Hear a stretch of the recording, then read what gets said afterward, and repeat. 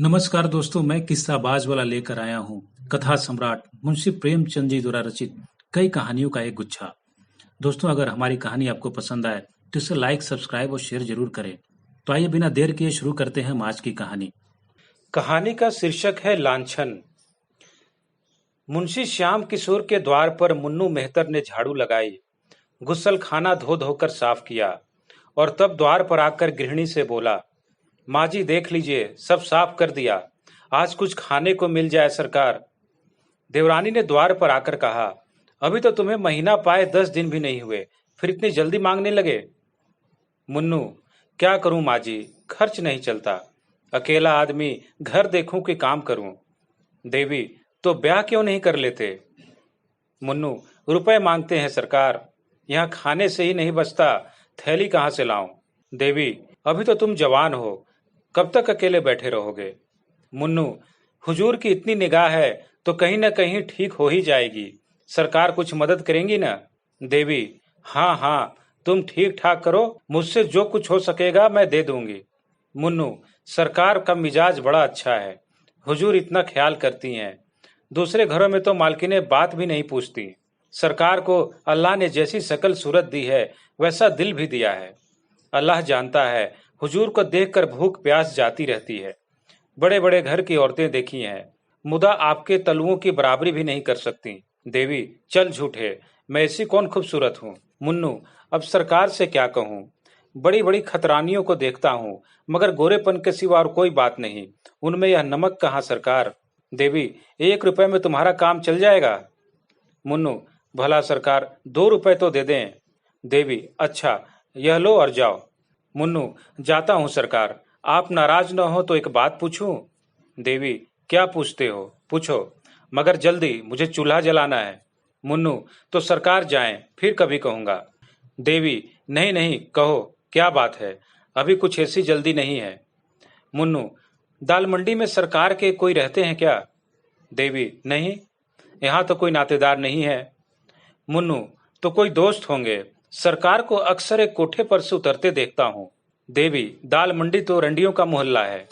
मुन्नू, हाँ सरकार, रंडियां बहुत हैं यहाँ, लेकिन सरकार तो सीधे साधे आदमी मालूम होते हैं, यहाँ रात को देर से तो नहीं आते। देवी, नहीं, शाम से पहले ही आ जाते हैं और फिर कहीं नहीं जाते। हाँ, कभी कभी लाइब्रेरी अलबत्ता जाते हैं। मुन्नू, बस बस यही बात है हुजूर, मौका मिले तो इशारे से समझा दीजिएगा सरकार कि रात को उधर ना जाया करें। आदमी का दिल कितना ही साफ हो, लेकिन देखने वाले तो शक करने लगते हैं। इतने में ही बाबू श्याम किशोर आ गए। मुन्नू ने उन्हें सलाम किया, बाल्टी उठाई और चलता हुआ। श्याम किशोर ने पूछा, मुन्नू क्या कह रहा था। देवी, कुछ नहीं, अपने दुखड़े रो रहा था, खाने को मांगता था, 2 रुपए दे दिए हैं, बातचीत बड़े ढंग से करता है। श्याम, तुम्हें तो बात करने का मरज है, और कोई नहीं तो मेहतर ही सही, इस भूतने से न जाने तुम कैसे बात करती हो। देवी, मुझे उसकी सूरत लेकर क्या करना है, गरीब आदमी है, अपना दुख सुनाने लगता है तो कैसे न सुनो। बाबू साहब ने बेले का गजरा रुमाल से निकाल देवी के गले में डाल दिया, किंतु देवी के मुख पर प्रसन्नता का कोई चिन्ह दिखाई न दिया।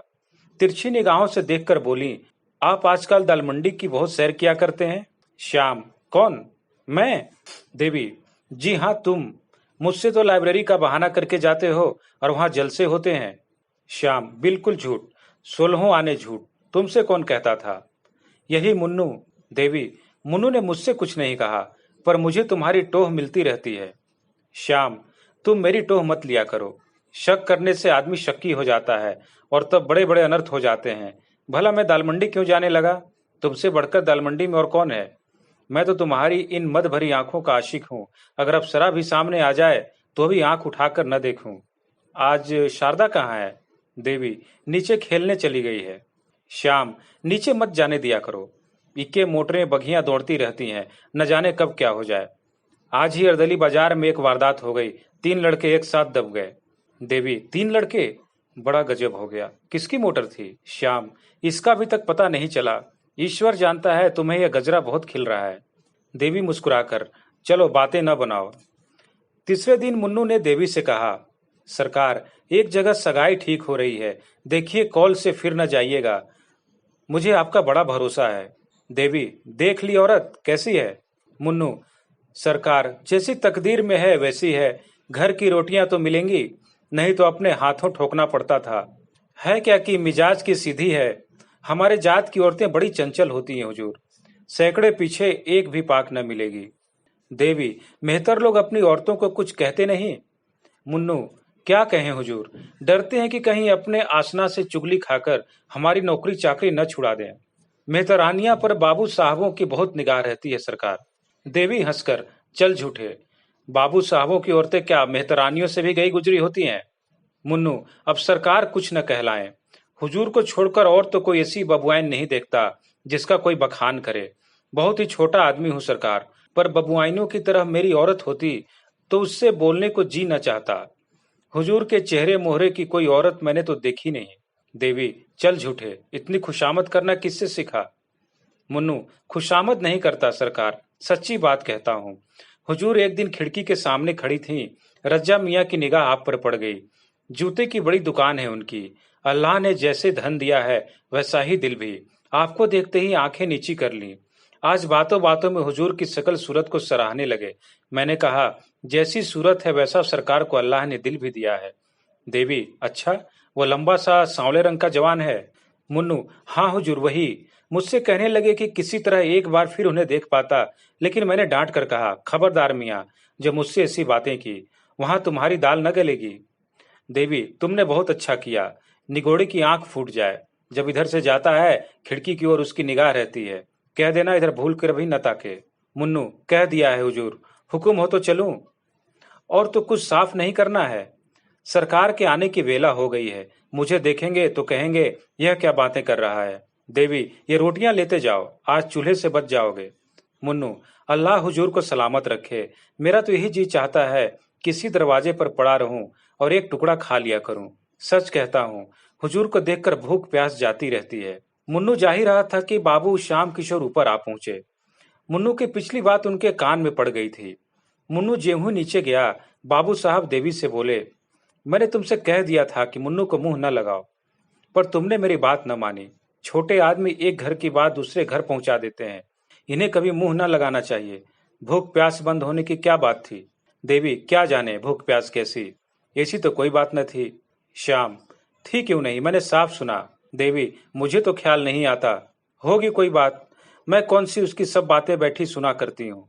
श्याम, तो क्या यह दीवार से बातें करता है? देखो, नीचे एक आदमी इस खिड़की की तरफ ताकता चला जाता है। इसी मोहल्ले का मुसलमान का लौंडा है, जूते की दुकान करता है। तुम क्यों इस खिड़की पर खड़ी रहा करती हो? देवी, चीख तो पड़ी हुई है। श्याम, चीख के पास खड़ी होने से बाहर का आदमी तुम्हें साफ देख सकता है। देवी, यह मुझे मालूम न था, अब कभी खिड़की खोलूंगी ही नहीं। श्याम, हाँ, फायदा क्या, मुन्नू को अंदर मत आने दिया करो। देवी, गुसल खाना कौन साफ करेगा? श्याम, खैर आए, मगर उससे बातें न करनी चाहिए। आज एक नया थिएटर आया है, चलो देख आए। सुना है इसके एक्टर बहुत अच्छे हैं। इतने में शारदा नीचे से मिठाई का दोना लिए दौड़ती हुई आई। देवी ने पूछा, अरे यह मिठाई किसने दी? शारदा, राजा भैया ने तो दी है, कहते थे तुमको अच्छे अच्छे खिलौने ला दूंगा। श्याम, राजा भैया कौन है? शारदा, वही तो है जो अभी भी इधर से गए हैं। श्याम, वही तो नहीं जो लंबा सा सांवले रंग का आदमी है? शारदा, हाँ हाँ वही वही, मैं अब उनके घर रोज जाऊंगी। देवी, क्या तू उसके घर गई थी? शारदा, वही तो गोद में उठा कर ले गए थे। श्याम, तू नीचे खेलने मत जाया कर, किसी दिन मोटर के नीचे दब जाएगी, देखती नहीं कितनी मोटरें आती रहती हैं। शारदा, राजा भैया कहते थे तुम्हें मोटर पर हवा खिलाने ले चलेंगे। श्याम, तुम बैठी बैठी क्या किया करती हो, जो तुमसे एक लड़की की निगरानी भी नहीं हो सकती। देवी, इतनी बड़ी लड़की को संदूक में बंद करके नहीं रखा जा सकता। श्याम, तुम जवाब देने में तो बहुत तेज हो, यह मैं जानता हूं। यह क्यों नहीं कहती कि बातें करने से फुर्सत नहीं मिलती? देवी, बातें मैं किससे करती हूँ, यहाँ तो कोई पड़ोसी भी नहीं। श्याम, मुन्नू तो है ही। देवी होंठ चबाकर, मुन्नू क्या मेरा कोई सगा है जिससे बैठी बातें किया करती हूँ? गरीब आदमी है, अपना दुख रोता है तो क्या कह दूं, मुझसे तो दुत्कारते नहीं बनता। श्याम, खैर खाना बना लो, 9 बजे तमाशा शुरू हो जाएगा, 7 बज गए हैं। देवी, तुम जाओ देख आओ, मैं न जाऊंगी। श्याम, तुम ही तो महीनों से तमाशे की रट लगाए हुई थी, अब क्या हो गया? क्या तुमने कसम खा ली है कि यह जो बात कहें वह कभी न मानूंगी? देवी, जाने क्यों तुम्हारा ऐसा ख्याल है, मैं तो तुम्हारी इच्छा पाकर ही कोई काम करती हूँ। मेरे जाने से कुछ और पैसे खर्च हो जाएंगे और रुपए कम पड़ जाएंगे तो तुम मेरी जान खाने लगोगे। यही सोचकर मैंने कहा था। अब तुम कहते हो तो चली चलूंगी। तमाशा देखना किसे बुरा लगता है। 9 बजे श्याम किशोर एक तांगे पर बैठकर देवी और शारदा के साथ थिएटर देखने चले। सड़क पर थोड़ी दूर ही गए थे कि पीछे से एक और तांगा आ पहुंचा। इस पर रज्जा बैठा हुआ था और उसके बगल में बैठा था मुन्नू मेहतर, जो बाबू साहब के घर में सफाई करता था। देवी ने उन दोनों को देखते ही सिर झुका लिया। उसे आश्चर्य हुआ कि राजा और मुन्नू में इतनी गाढ़ी मित्रता है कि रज्जा उसे तांगे पर बैठाकर सैर कराने ले जाता है। शारदा राजा को देखते ही बोल उठी, बाबूजी देखो, वो राजा भैया आ रहे हैं। ताली बजाकर, राजा भैया इधर देख, हम लोग तमाशा देखने जा रहे हैं। राजा ने मुस्कुरा दिया, मगर बाबू साहब मारे क्रोध के तिलमिला उठे। उन्हें ऐसा मालूम हुआ कि ये दुष्ट केवल मेरा पीछा करने के लिए आ रहे हैं। इन दोनों में जरूर साठ गांठ है, नहीं तो राजा मुन्नू को साथ क्यों लेता। उनसे पीछा छुड़ाने के लिए उन्होंने तांगे वाले से कहा, और तेज ले चलो, देर हो रही है। तांगा तेज हो गया। राजा ने भी अपना तांगा तेज किया। बाबू साहब ने जब तांगे को धीमा करने को कहा तो राजा का तांगा भी धीमा हो गया। आखिर बाबू साहब ने झुंझलाकर कहा, तुम तांगे को छावनी की ओर ले चलो, हम थिएटर देखने नहीं जाएंगे। तांगे वाले ने उनकी ओर कौतूहल से देखा और फिर तांगा फेर दिया। राजा का तांगा भी फिर गया। बाबू साहब को इतना क्रोध आ रहा था कि रज्जा को ललकारूं, पर डरते थे कि कहीं झगड़ा हो गया तो बहुत से आदमी जमा हो जाएंगे और व्यर्थ ही झेप होगी। लहू का घूंट पीकर रह गए। अपने ही ऊपर झुंझलाने लगे कि नाहक आया। क्या जानता था कि ये दोनों शैतान सिर पर सवार हो जाएंगे। मुन्नू को तो कल ही निकाल दूंगा। बारे रज्जा का तांगा कुछ दूर चलकर दूसरी तरफ मुड़ गया और बाबू साहब का क्रोध कुछ शांत हुआ। किंतु अब थिएटर जाने का समय न था। छावनी से घर लौट आए। देवी ने कोठे पर आकर कहा, मुफ्त में तांगे वाले को 2 रुपए देने पड़े। श्याम किशोर ने उसकी ओर रक्त शोषक दृष्टि से देखकर कहा, और मुन्नू से बातें करो और खिड़की पर खड़ी होकर रोज रज्जा को छवि दिखाओ। तुम न जाने क्या करने पर तुली हुई हो। देवी, ऐसी बातें मुंह से निकालते तुम्हें शर्म नहीं आती? तुम मेरा व्यर्थ ही अपमान करते हो। इसका फल अच्छा न होगा। मैं किसी मर्द को तुम्हारे पैरों की धूल के बराबर भी नहीं समझती। उस अभागे मेहतर की क्या हकीकत है? तुम मुझे इतनी नीच समझते हो? श्याम, नहीं, मैं तुम्हें इतनी नीच नहीं समझता, मगर बेसमझ जरूर समझता हूँ। तुम्हें इस बदमाश को कभी मुंह न लगाना चाहिए था। अब तो तुम्हें मालूम हो गया कि वह छटा हुआ शोधा है, या अब और भी कुछ शक है? देवी, मैं उसे कल ही निकाल दूंगी। मुंशी जी लेटे, पर चित्त अशांत था। वह दिन भर दफ्तर में रहते थे। क्या जान सकते थे कि उनके पीछे देवी क्या करती है। वह यह जानते थे कि देवी पतिव्रता है, पर यह भी जानते थे कि अपनी छवि दिखाने का सुंदरियों को मरज होता है। देवी जरूर बन ठन कर खिड़की पर खड़ी होती है और मोहल्ले के शोहदे उसको देख देख कर मन में न जाने क्या क्या कल्पना करते होंगे। इस व्यापार को बंद कराना उन्हें अपने काबू से बाहर मालूम होता था। शोहदे वशीकरण की कला में निपुण होते हैं। ईश्वर न करे इन बदमाशों की निगाह किसी भले घर की बहू बेटी पर पड़े। इनसे पिंड कैसे छुड़ाऊं? बहुत सोचने के बाद अंत में उन्होंने वह मकान छोड़ देने का निश्चय किया। इसके सिवा उन्हें दूसरा कोई उपाय न सूझा। देवी से बोले, कहो तो यह घर छोड़ दूं? इन शोहदों के बीच में रहने से आबरू बिगड़ने का भय है। देवी ने आपत्ति के भाव से कहा, तुम्हारी जैसी इच्छा। श्याम, आखिर तुम ही कोई उपाय बताओ। देवी, मैं कौन सा उपाय बताऊं, और किस बात का उपाय? मुझे तो घर छोड़ने की कोई जरूरत मालूम नहीं होती। 1-2 नहीं, लाख 2 लाख शोहदे हों तो क्या? कुत्तों के भूखने के भय से भला कोई अपना मकान छोड़ देता है? श्याम, कभी कभी कुत्ते काट भी लेते हैं। देवी ने इसका कोई जवाब न दिया, और तर्क करने से पति की दुश्चिंताओं के बढ़ जाने का भय था। यह शक्की तो है ही, न जाने उसका क्या आशय समझ बैठे। तीसरे ही दिन श्याम बाबू ने वह मकान छोड़ दिया। इस नए मकान में आने के 1 सप्ताह के पीछे एक दिन मुन्नू सिर में पट्टी बांध लाठी टेकता हुआ आया और आवाज दी। देवी उसकी आवाज पहचान गई, पर उसे दुत्कारा नहीं। जाकर किवाड़ खोल दिए। पुराने घर के समाचार जानने के लिए उसका चित्त ललायित हो रहा था। मुन्नू ने अंदर आकर कहा, सरकार, जब से आपने वह मकान छोड़ दिया, कसम ले लीजिए जो उधर से एक बार भी गया हूँ, उस घर को देखकर रोना आने लगता है। मेरा भी जी चाहता है किसी मोहल्ले में आऊं। पागलों की तरह इधर उधर मारा फिरता हूँ। सरकार, किसी काम में जी नहीं लगता। बस हर घड़ी आपकी ही याद आती रहती है। हुजूर जितनी परवरिश करती थी, उतनी अब कौन करेगा। यह मकान तो बहुत छोटा है। देवी, तुम्हारे ही कारण तो वह मकान छोड़ना पड़ा। मुन्नू, मेरे कारण? मुझसे कौन सी खता हुई सरकार? देवी, तुम ही तो तांगे पर रज्जा के साथ बैठे मेरे पीछे पीछे आ रहे थे। ऐसे आदमी पर आदमी का शक होता ही है। मुन्नू, अरे सरकार, उस दिन की बात न पूछिए। रज्जा मियाँ को एक वकील साहब से मिलने जाना था। वह छावनी में रहते थे। मुझे भी साथ बैठा लिया। उनका साइज कहीं गया हुआ था। हमारे लिहाज के आपके तांगे के आगे न निकलते थे। सरकार उसे शोहदा कहती है। उसका सब भला आदमी मोहल्ले भर में नहीं है।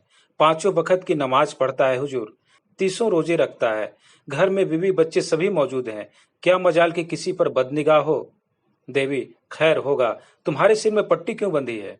मुन्नू, इसका माजरा न पूछिए हुजूर। आपकी बुराई करते किसी को देखता हूँ तो बदन में आग लग जाती है। दरवाजे पर जो हलवाई रहता था कहने लगा, मेरे कुछ पैसे बाबूजी पर आते हैं। मैंने कहा, वह ऐसे आदमी नहीं है कि तुम्हारे पैसे हजम कर जाते। बस हुजूर, इसी बात पर तकरार हो गई। मैं तो दुकान के नीचे नाली धो रहा था। वह ऊपर से कूद कर आया और मुझे ढकेल दिया। मैं बेखबर खड़ा था। चारों खाने चित सड़क पर गिर पड़ा। चोट तो आई, मगर मैंने भी दुकान के सामने बच्चा को इतनी गालियां सुनाई कि याद ही करते होंगे। अब घाव अच्छा हो रहा है हुजूर। देवी, राम राम। नाहक लड़ाई लेने गए। सीधी सी बात तो थी, कह देते तुम्हारे पास पैसे आते हैं तो जाकर मांग लाओ। हैं तो शहर में, दूसरे देश में तो नहीं भाग गए। मुन्नू, हुजूर, आपकी बुराई सुन के नहीं रहा जाता। फिर चाहे वह अपने घर लाठ ही क्यों ना हो, भीड़ पड़ूंगा। वह महाजन होगा तो अपने घर का, यहाँ कौन उसका दिया खाते हैं। देवी, उस घर में भी कोई आया कि नहीं? मुन्नू, कई आदमी देखने आए हुजूर, मगर जहाँ आप रह चुकी हैं वहाँ अब दूसरा कौन रह सकता है। हम लोगों ने उन लोगों को भड़का दिया। रज्जा मियाँ तो हुजूर उसी दिन से खाना पीना छोड़ बैठे हैं। बिटिया को याद करके रोया करते हैं। हुजूर को हम गरीबों की याद काहे आती होगी? देवी, याद क्यों नहीं आती? मैं आदमी नहीं हूँ? जानवर तक थान छूटने पर 2-4 दिन चारा नहीं खाते। यह पैसे लो, कुछ बाजार से लाकर खा लो, भूखे होगे। मुन्नू, हुजूर की दुआ से खाने की तंगी नहीं है। आदमी का दिल देखा जाता है हुजूर। पैसा की कौन बात है, आपका दिया तो खाते ही है। हुजूर का मिजाज ऐसा है कि आदमी बिना कौड़ी का गुलाम हो जाता है। तो अब चलूंगा हुजूर। बाबूजी आते होंगे, कहेंगे यह शैतान यहाँ भी आ पहुंचा। देवी, अभी उनके आने में बड़ी देर है। मुन्नू, ओहो, एक बात तो भुला ही जाता था।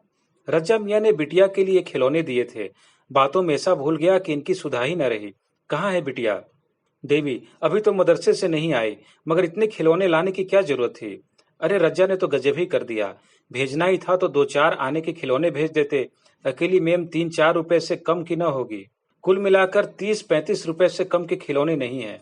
मुन्नू, क्या जाने सरकार, मैंने तो कभी खिलौने नहीं खरीदे। 30-35 रुपए के होंगे तो उनके लिए कौन सी बड़ी बात है। अकेली दुकान से 50 रुपए रोज की आमदनी है हुजूर। देवी, नहीं, इनको लौटा ले जाओ। इतने खिलौने लेकर वह क्या करेगी? मैं सिर्फ एक मेम रख लेती हूँ। मुन्नू, हुजूर, रज्जा मियाँ को बड़ा रंज होगा। मुझे तो जिता ही न छोड़ेंगे। बड़े ही मुहब्बती आदमी हैं हुजूर। बीबी 2-4 दिन के लिए मैके चली जाती है तो बेचैन हो जाते हैं। सहसा शारदा पाठशाला से आ गई और खिलौने देखते ही उस पर टूट पड़ी। देवी ने डांट कर कहा, क्या करती है? मेम ले ले। और सब लेकर क्या करेगी?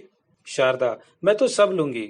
मेम को मोटर पर बैठाकर दौड़ाऊंगी। कुत्ता पीछे पीछे दौड़ेगा। इन बर्तनों में गुड़िया के खाने बनाऊंगी। कहाँ से आए हैं अम्मा, बता दो। देवी, कहीं से नहीं आए, मैंने देखने को मंगवाए थे। तू इनमें से कोई एक ले ले। शारदा, मैं सब लूंगी मेरी अम्मा।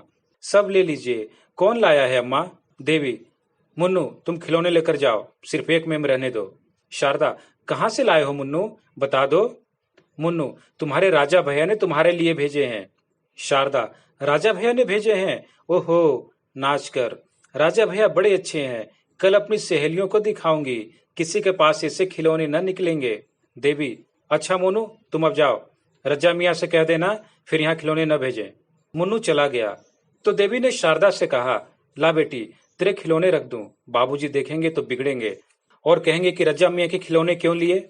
तोड़ तोड़ कर फेंक देंगे। भूल कर भी उनसे खिलौने की चर्चा न करना। शारदा, हाँ अम्मा, रख दो, बाबूजी तोड़ देंगे।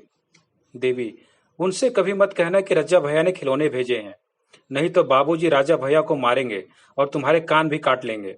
कहेंगे भिखारिन, कहेंगे लड़की भिखमंगी है, सब खिलौने मांगती फिरती है। शारदा, हाँ अम्मा, रख दो, बाबूजी तोड़ देंगे। इतने में बाबू श्याम किशोर भी दफ्तर से आ गए। भौवें चढ़ी हुई थी। आते ही बोले, वह शैतान मुन्नू इस मोहल्ले में भी आने लगा। मैंने आज उसे देखा। क्या यहाँ भी आया था? देवी ने हिचकिचाते हुए कहा, हाँ आया तो था। श्याम, और तुमने आने दिया? मैंने मना किया था ना कि उसे कभी अंदर कदम न रखने देना। देवी, आकर द्वार खटखटाने लगा तो क्या करती? श्याम, उसके साथ वह शोधा भी रहा होगा। देवी, उसके साथ और कोई नहीं था। श्याम, तुमने आज भी न कहा होगा कि यहाँ मत आया कर। देवी, मुझे तो इतना ख्याल न रहा, और अब वो यहाँ क्या करने आएगा? श्याम, जो करने आज आया था वही करने फिर आएगा। तुम मेरे मुंह में कालिख लगाने पर तुली हो। देवी ने क्रोध से ऐंठ कर कहा, मुझसे तुम ऐसी उटपटांग बातें मत किया करो, समझ गए? तुम्हें ऐसी बातें मुंह से निकालते शर्म भी नहीं आती? एक बार पहले भी तुमने कुछ ऐसी ही बातें कही थी, आज फिर तुम वही बातें कह रहे हो। अगर तीसरी बार ये शब्द मैंने सुने तो नतीजा बुरा होगा, इतना कह देती हूँ। तुमने मुझे कोई वेश्या समझ लिया है? श्याम, मैं नहीं चाहता कि वह मेरे घर आए। देवी, तो मना क्यों नहीं कर देते? मैं तुम्हें रोकती हूँ? श्याम, तुम क्यों नहीं मना कर देती? देवी, तुम्हें कहते क्या शर्म आती है? श्याम, मेरा मना करना व्यर्थ है। मेरे मना करने पर भी तुम्हारी इच्छा पाकर उसका आना जाना होता रहेगा। देवी ने होंठ चबाकर कहा, अच्छा, अगर वो आता ही रहे तो क्या हानि है? मेहतर सभी घरों में आया जाया करते हैं। श्याम, अगर मैंने मुन्नू को कभी अपने द्वार पर फिर देखा तो तुम्हारी कुशल नहीं, इतना समझाए देता हूँ। यह कहते हुए श्याम किशोर नीचे चले गए और देवी स्तंभित खड़ी रह गई। तब उसका हृदय इस आसमान, लांछन और अविश्वास के आघात से पीड़ित हो उठा। वह फूट फूट कर रोने लगी। उसको सबसे बड़ी चोट जिस बात से लगी वह यह थी कि मेरे पति मुझे इतनी नीच, इतनी निर्लज समझते हैं। जो काम वेश्या भी न करेगी उसका संदेह मुझ पर कर रहे हैं। श्याम किशोर के आते ही शारदा अपने खिलौने उठाकर भाग गई थी कि कहीं बाबूजी तोड़ न डालें। नीचे जाकर वह सोचने लगी कि इन्हें कहीं छिपा कर रखूं। वह इसी सोच में थी कि उसकी एक सहेली आंगन में आ गई। शारदा उसे अपने खिलौने दिखाने के लिए आतुर हो गई। इस प्रलोभन को वह किसी तरह रोक न सकी। अभी तो बाबूजी ऊपर हैं, कौन इतनी जल्दी आए जाते हैं, तब तक क्यों न सहेली को अपने खिलौने दिखा दूं। उसने सहेली को बुला लिया और दोनों नए खिलौने देखने में मग्न हो गई कि बाबू श्याम किशोर के नीचे आने की उन्हें खबर न हुई। श्याम किशोर ने खिलौने देखते ही झपट कर शारदा के पास जा पहुंचे और पूछा, तूने ये खिलौने कहाँ पाए? शारदा की घिघी बंध गई, मारे भय के थरथर कांपने लगी, मुंह से एक शब्द भी न निकला। श्याम किशोर ने फिर गरज कर पूछा, बोलती क्यों नहीं? तुझे किसने खिलौने दिए? शारदा रोने लगी। तब श्याम किशोर ने उससे फुसला कर कहा, रो मत, हम तुझे मारेंगे नहीं, तुझसे इतना ही पूछते हैं, तूने ऐसे सुंदर खिलौना कहाँ पाए? इस तरह दो चार बार दिलासा देने से शारदा को कुछ धैर्य बंधा। उसने सारी कथा कह सुनाई।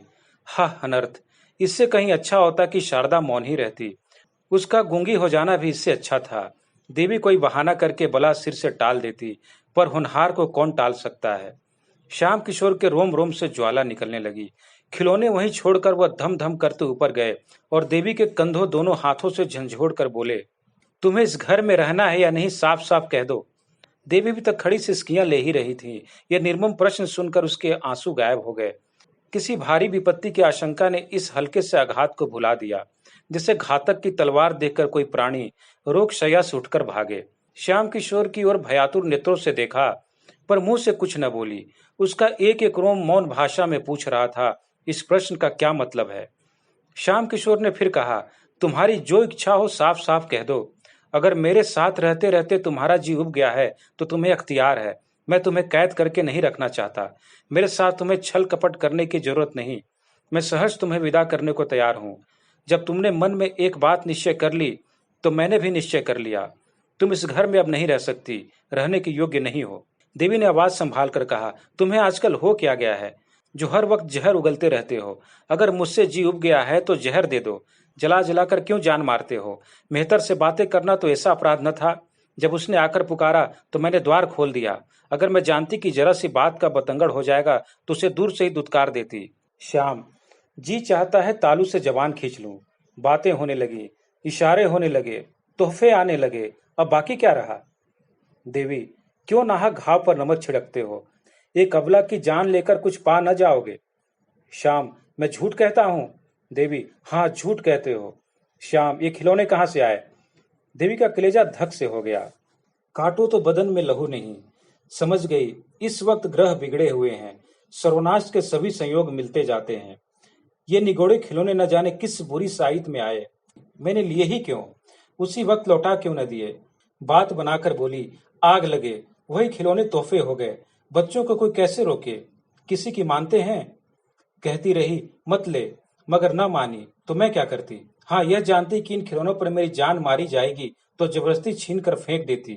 श्याम, इनके साथ साथ और कौन कौन सी चीजें आई हैं? भला चाहती हो तो अभी लाओ। देवी, जो कुछ आया होगा इसी घर में ही होगा, देख क्यों नहीं लेते? इतना बड़ा घर भी नहीं है कि 4 दिन खोजते लग जाएं। श्याम, मुझे इतनी फुर्सत नहीं है। खैरियत इसी में है कि जो चीजें आई हैं लाकर मेरे सामने रख दो। यह तो हो नहीं सकता कि लड़की के लिए खिलौने आए हों और तुम्हारे लिए कोई सौगात ना आए। तुम भरी गंगा की कसम खाओ तो भी मुझे विश्वास ना आएगा। देवी, तो घर में देख क्यों नहीं लेते? श्याम किशोर ने घूंसा तान कर कहा, कह दिया मुझे फुर्सत नहीं है।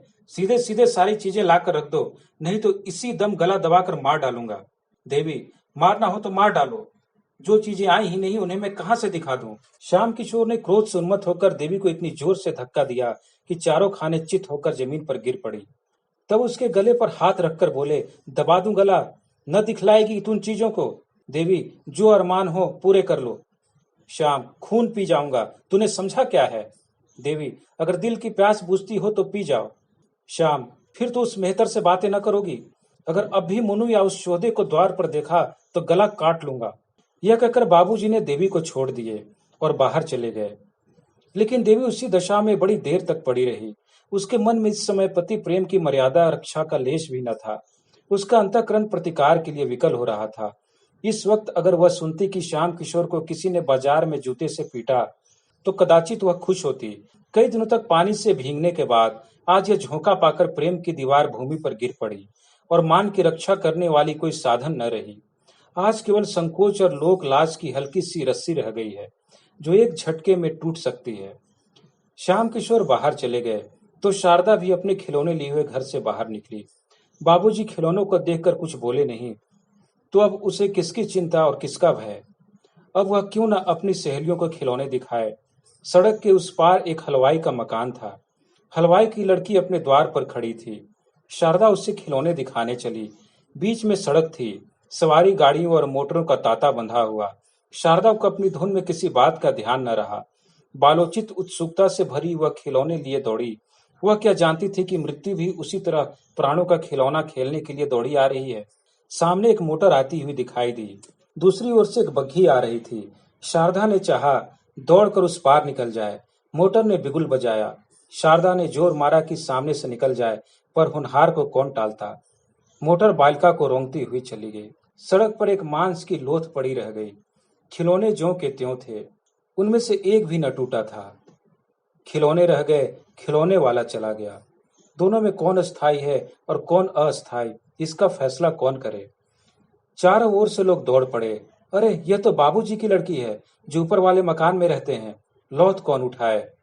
एक आदमी ने लपक कर द्वार पर पुकारा, बाबूजी, आपकी लड़की तो सड़क पर नहीं खेल रही थी, जरा नीचे तो आइए। देवी जी ने छज्जे पर खड़े होकर सड़क की ओर देखा तो शारदा की लोथ पड़ी हुई थी। चीख मारकर बेतहाशा नीचे दौड़ी और सड़क पर आकर बालिका को गोद में उठा लिया। उसके पैर कांपने लगे। इस वज्रपात ने उसे स्तंभित कर दिया। रोना भी न आया। मोहल्ले के कई आदमी पूछने लगे, बाबूजी कहाँ गए हैं? उनको कैसे बुलाया जाए? देवी क्या जवाब देती? वह तो संज्ञाहीन हो गई थी। लड़की की लाश गोद में लिए उसके रक्त से अपने वस्त्रों को भिगोती आकाश की ओर ताक रही थी, मानो देवता से पूछ रही हो, क्या सारी विपत्तियां मुझी पर? अंधेरा होता जाता था, पर बाबूजी का पता नहीं। कुछ मालूम भी नहीं वह कहाँ गए। धीरे धीरे 9 बजे, पर अब तक बाबूजी न लौटे। इतनी देर तक बाहर न रहते थे। क्या आज ही उन्हें भी गायब होना था? 10 बज गए। अब देवी रोने लगी। उसे लड़की की मृत्यु का इतना दुख न था जितनी अपनी असमर्थता का। वह कैसे शव की दाह क्रिया करेगी? कौन उसके साथ जाएगा? क्या इतनी रात हो गई कोई उसके साथ चलने को तैयार होगा? अगर कोई न गया तो क्या उसे अकेले ही जाना पड़ेगा? क्या रात भर लोथ पड़ी रहेगी? ज्यों ज्यों सन्नाटा होता जाता था, देवी को भय होता था। वह पछता रही थी कि शाम ही को क्यों न इसे लेकर चली गई। 11 बजे थे। सहसा किसी ने द्वार खोला। देवी उठकर खड़ी हो गई। समझी बाबूजी आ गए। उसका हृदय उमड़ आया और वह रोती हुई बाहर आई। पर आह, यह बाबूजी न थे, ये पुलिस के आदमी थे जो इस मामले की तहकीकात करने आए थे। 5 बजे की घटना थी। तहकीकात होने लगी 11 बजे। आखिर थानेदार भी तो आदमी है, वह भी तो संध्या समय घूमने फिरने जाता ही है। घंटे भर तक तहकीकात होती रही। देवी ने देखा अब संकोच से काम न चलेगा। थानेदार ने उससे जो कुछ पूछा उसका उत्तर उसने निसंकोच भाव से दिया, जरा भी न शर्माई, जरा भी न झिझकी। थानेदार भी दंग रह गया। जब सबके बयान लिखकर दारोगा जी चलने लगे तो देवी ने कहा, आप उस मोटर का पता लगाएंगे? दारोगा, अब तो शायद ही उसका पता लगे। देवी, तो उसको कुछ सजा होगी ना? दारोगा, मजबूरी है, किसी को नंबर भी तो मालूम नहीं। देवी, सरकार इसका कुछ इंतजाम नहीं करती? गरीबों के बच्चे इसी तरह कुचले जाते रहेंगे? दारोगा, इसका क्या इंतजाम हो सकता है? मोटरें तो बंद नहीं हो सकती। देवी, कम से कम पुलिस वालों को यह तो देखना चाहिए कि शहर में कोई बहुत तेज न चलाए। मगर आप लोग ऐसा क्यों करने लगे? आपके अफसर भी तो मोटरों पर बैठते हैं। आप उनकी मोटरें रोकेंगे तो नौकरी कैसे रहेगी? थानेदार लज्जित हो चला। जब लोग सड़क पर पहुंचे तो एक सिपाही ने कहा, मेहरिया बड़ी टनमन दिखाता है। थानेदार, अजी जी, इसी ने तो मेरा नातका बंद कर दिया। किस गजब का हुस्न पाया है, मगर कसम ले लो, जो मैंने एक बार भी उसकी तरफ निगाह की हो, ताकने की हिम्मत ही न पड़ती थी। बाबू श्याम किशोर 12 बजे के बाद नशे में चूर घर पहुंचे। उन्हें यह खबर रास्ते में ही मिल गई थी। रोते हुए घर में दाखिल हुए। देवी भरी बैठी थी। सोच रखा था आज चाहे जो हो जाए, पर फटकारूंगी जरूर। पर उनको रोते देखा तो सारा गुस्सा गायब हो गया। खुद भी रोने लगी। दोनों बड़ी देर तक रोते रहे। इस विपत्ति ने दोनों के हृदयों को एक दूसरे की ओर बड़े जोर से खींचा। उन्हें ऐसा ज्ञात हुआ कि उनमें फिर पहले का सा प्रेम जागृत हो गया है। प्रातःकाल जब लोग दाह क्रिया करके लौटे तो श्याम किशोर ने देवी की ओर स्नेह से देखकर करुण स्वर में कहा, तुम्हारा जी अकेले कैसे लगेगा? देवी, तुम 10-5 दिन की छुट्टी न ले सकोगे? श्याम, यही तो मैं भी सोचता हूँ, 15 दिन की छुट्टी ले लूं। श्याम बाबू दफ्तर की छुट्टी लेने चले गए। इस विपत्ति में भी आज देवी का हृदय कितना प्रसन्न था, उतना उधर महीनों से न हुआ। बालिका को खोकर वह विश्वास और प्रेम पा गई थी, और यह उसके आंसू पोंछने के लिए कुछ कम न था। आह, अभागिनी, खुश मत हो। तेरे जीवन का वह अंतिम कांड होना भी बाकी है, जिसकी आज तू कल्पना भी नहीं कर सकती। दूसरे दिन बाबू श्याम किशोर घर पर ही थे कि मुन्नू ने आकर सलाम किया। श्याम किशोर ने जरा कड़ी आवाज में पूछा, क्या है जी, तुम क्यों बार बार यहाँ आया करते हो? मन्नू बड़े दीन भाव से बोला, मालिक, कल की बात जो सुनता है उसी को रंज होता है। मैं तो हुजूर का गुलाम ठहरा, अब नौकर नहीं हूं तो क्या, सरकार का नमक तो खा चुका हूँ। भला वह कभी हड्डियों से निकल सकता है? कभी कभी हाल हवाल पूछने आ जाता हूँ। जब कल वाली बात सुनी हुजूर, ऐसा कलंक हो रहा है कि क्या कहूँ। कैसी प्यारी प्यारी बच्ची थी कि देखकर दुख दूर हो जाता था।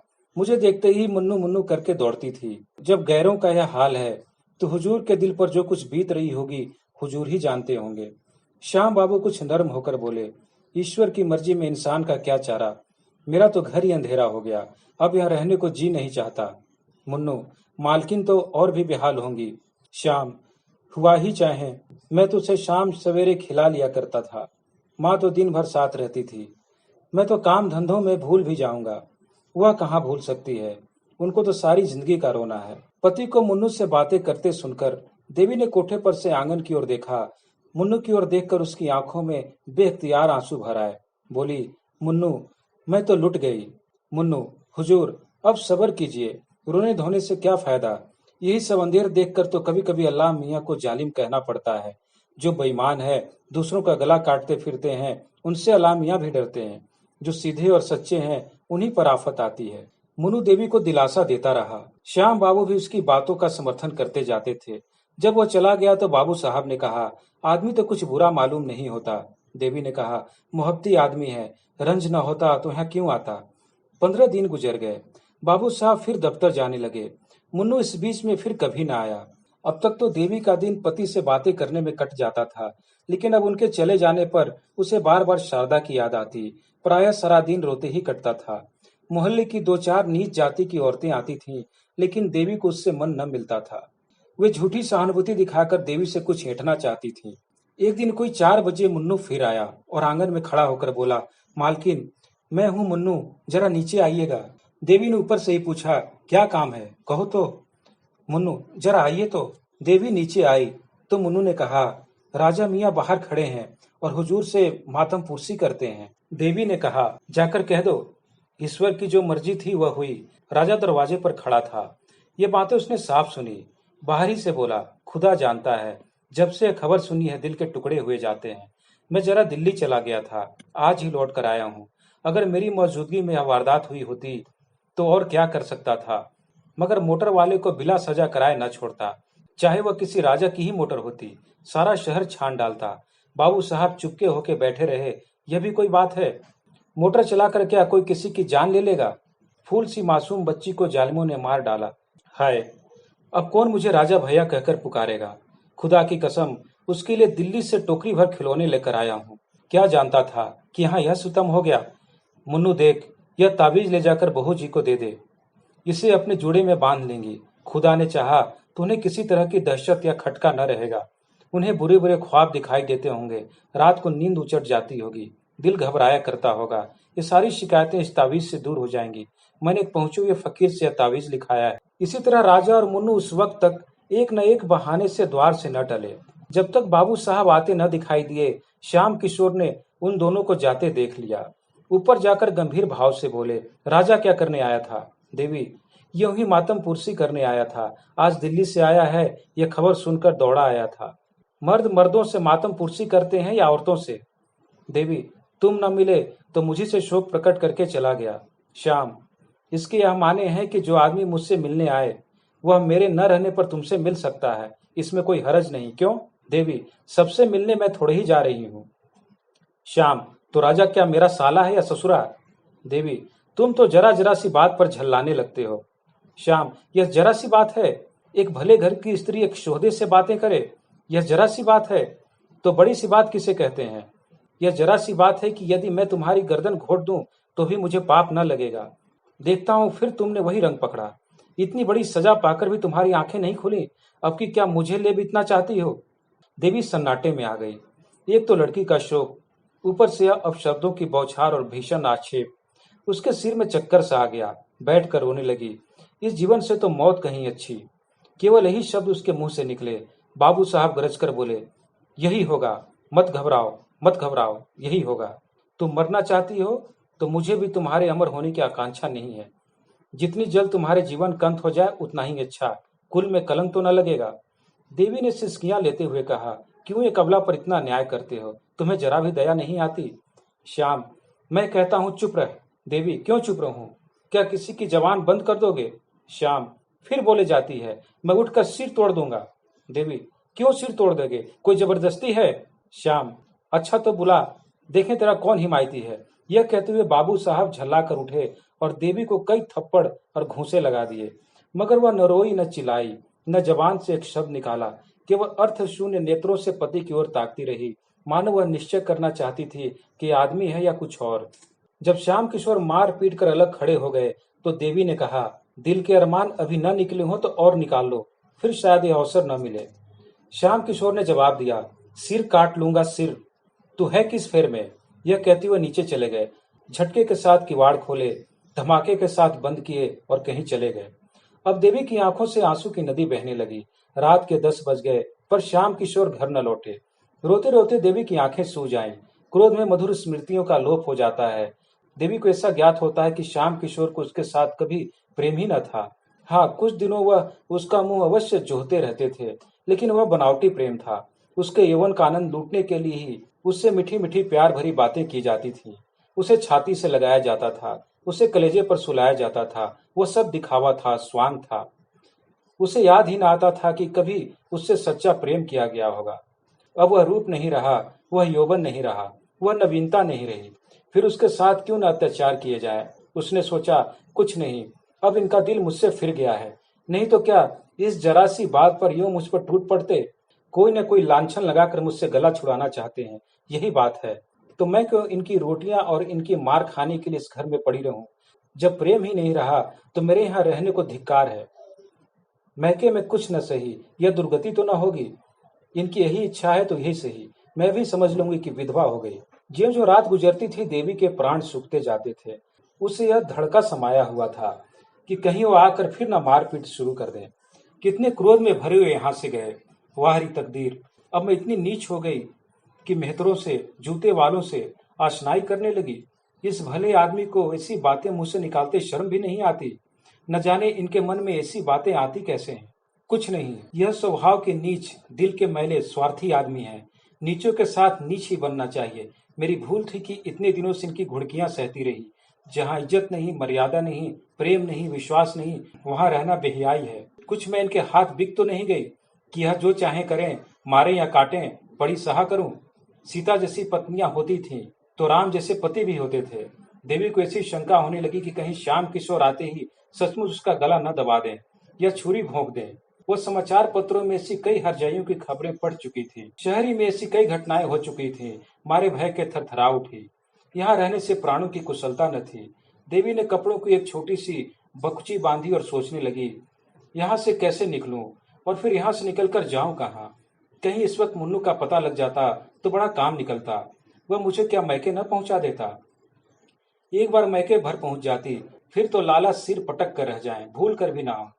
यह भी क्या याद करेंगे। रुपए क्यों छोड़ दूं जिसमें यह मजे से गुलछर्रे उड़ाएं। मैंने ही तो काट छांट कर जमा किए हैं। इनकी कौन सी ऐसी बड़ी कमाई थी।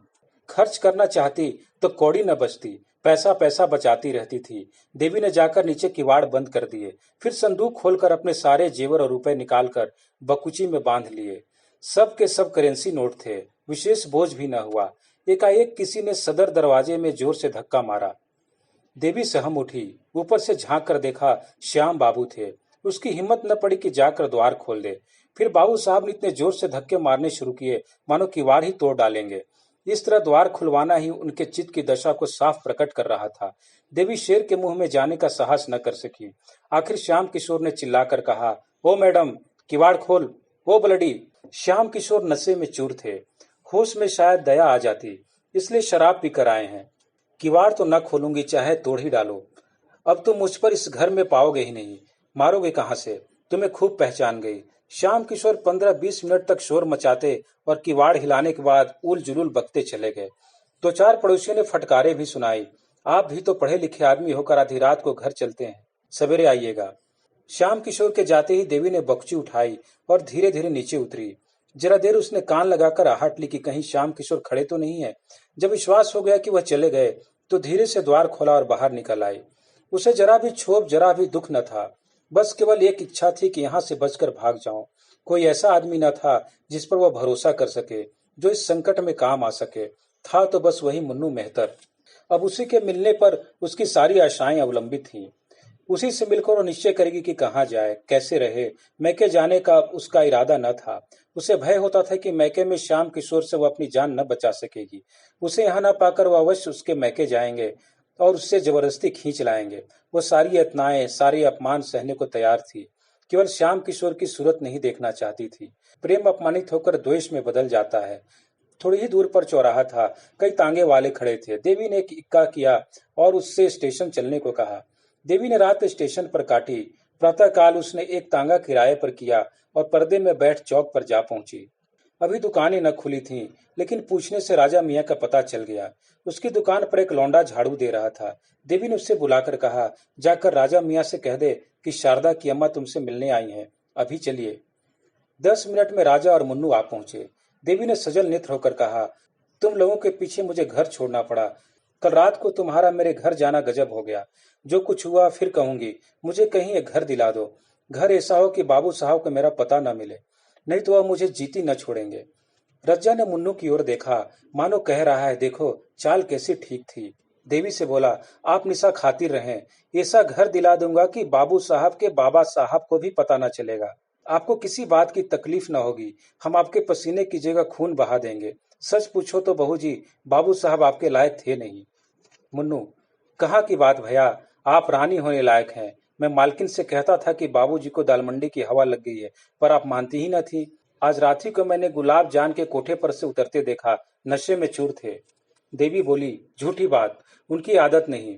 गुस्सा उन्हें जरूर बहुत है और गुस्से में आकर उन्हें नेक बद कुछ नहीं सोचता, लेकिन निगाह के बुरे नहीं। मुन्नू, हुजूर मानती ही नहीं तो क्या करूं। अच्छा, कभी दिखा दूंगा, तब तो मानिएगा। राजा, अबे दिखाना पीछे, इस वक्त आपको मेरे घर पहुंचा दे। ऊपर ले जाना, तब तक मैं एक मकान देखने जाता हूँ। आपके लायक बहुत ही अच्छा है। देवी, तुम्हारे घर में बहुत सी औरतें होंगी। राजा, कोई नहीं है बहू जी, सिर्फ एक बुढ़िया मामी है। वह आपके लिए एक कहारिन बुला देगी। आपको किसी बात की तकलीफ ना होगी। मैं मकान देखने जा रहा हूँ। देवी, जरा बाबू साहब की तरफ भी होते आना, देखना घर आए हैं कि नहीं। राजा, बाबू साहब से तो मुझे चिढ़ हो गई है। शायद नजर में आ जाए तो मेरी उनसे लड़ाई हो जाए। जो मर्द आप जैसी हुस्न की देवी की कदर नहीं कर सकता वह आदमी नहीं। मुन्नू, बहुत ठीक कहते हो भैया। ऐसी शरीफ जादी को न जाने किस मुंह से डांटते हैं।